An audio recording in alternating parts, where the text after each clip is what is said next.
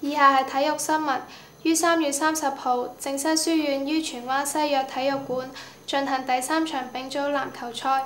交由記者報導。本年度嘅最後一場學界丙組籃球比賽喺3月30號於荃灣西約體育館舉行。正新籃球隊亦有到場應戰。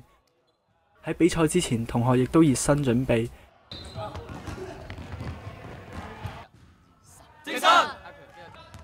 喺整場球賽裏面，由於實力相距太大，所以比數一直被對手拉開。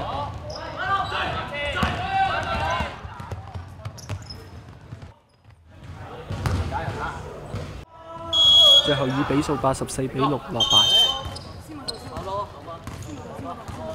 我都開心啊，盡晒力啊！因為其實唔係靠自己嘅，其實其他隊友都打到啊。雖然係我哋得7個，但係都盡咗力，已經開心。本月有一位同學因為身體不適而入院，睇下佢究竟發生乜嘢事。但真係求你特別去為咗我進行呢，你要醫治佢，因為人體嘅機能有好多嘢呢，我哋估唔到，但係睇到呢，有好多嘢呢都做唔到。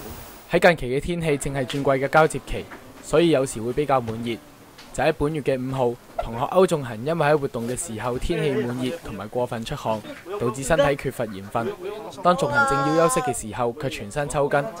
因為同弓箭事態嚴重嘅關係，最後交回水經處理。經醫生診斷之後，情況穩定。同學亦都喺當晚返回宿舍。本月新聞已經報導完畢，多謝收睇正新聞台新聞報導，拜拜。